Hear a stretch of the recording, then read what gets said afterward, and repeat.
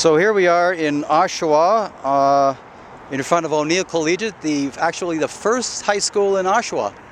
The only high school when my parents were going to school back in the late 40s. But now, of course, there's many other high schools in Oshawa. This is the oldest one in Oshawa, right on Simcoe Street, and it's right across the street from Lakeridge Health. Lakeridge Health, which was used to be called Oshawa General Hospital. And I've met, not for the first time probably, but someone that I probably met as a teenager at school, and we met at Mass this morning, Donald. And I'm Vince. We both went to Paul Dwyer, which was at that time Oshawa Catholic. That's right. So we're only a year apart, so most likely we did know each other, I think, eh? Yep. So here we are. We invited him to come and join us on 40 Days for Life. This is actually only our second time this year. We've been trying to come on Wednesdays, so after Mass. So I was across the street with my wife, and Donald was on this side, on the where O'Neill is, with another pro-life person, Brenda. And we were just talking about how positive it was there today. You were able to talk to some students from O'Neill. Were you, Donald? Or one student from O'Neill, I handed her a little brochure, and she kind of put it in her pocket. And I looked at her about 5 minutes afterwards, and she was now reading it. And, oh wow, good. Just before she got into the city bus, so I think it was a lovely thing. And I also handed it to another gentleman that was here, and so hopefully they look at it and read it, and they get something positive out of it. Yeah, I haven't got one of those pamphlets with me. Brenda has them, eh? And I looked at them last week.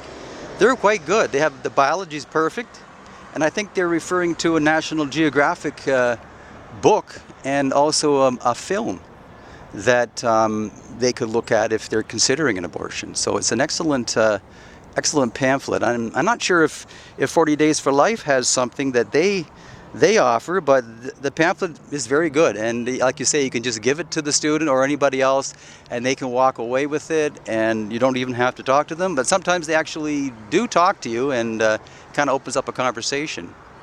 But other than that, there's been a lot of positive feedback, a lot of honks and thumbs up.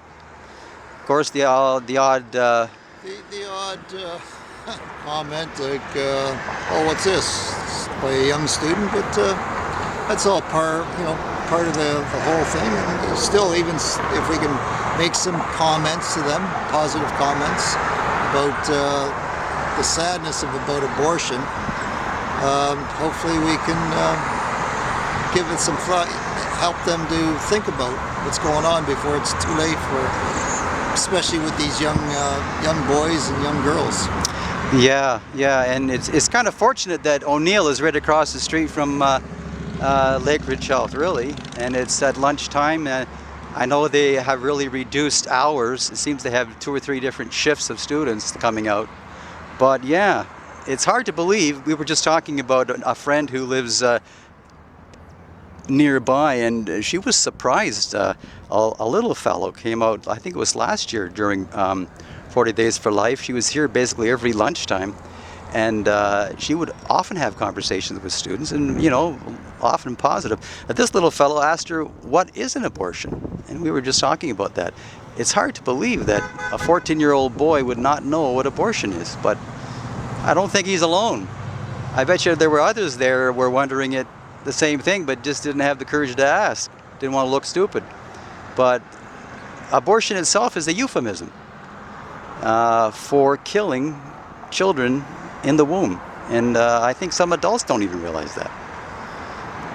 I think a lot of adults don't even realize just how far in advance that right up to the 3rd trimester and even past now that they're providing abortions, and that's a sad situation that people are not aware of that our governments are not even making people aware of these things going on. They're hiding it.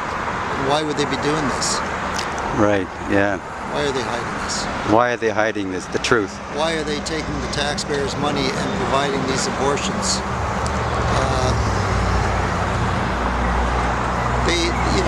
The people don't even know what they're doing with their bodies. No. How they're, the comments that are being made out there. One young lady went by and said, "My body, my choice." Well, they don't allow you to inject yourself with heroin. There's laws against that. Why can't you do that? Why do they stop you from doing that with your body, but not abortion? Why is abortion accepted in this day? Right. Yeah. What about the innocent child? That's the third party that often is ignored in the discussion. They're the voiceless victim. Totally. Right. It's really not about her body being her choice. What they should be saying is, our body's my choice. She's making the choice to kill the child, which is a completely separate body inside of her body. And that poor little child has no choice. No choice. And that's why we're here, to pray for this atrocity to end. Maybe it'll start in Canada, but let's hope. Well, thanks for talking to me, Donald. We'll see you again soon, I hope. Thank you, Vince. Take care.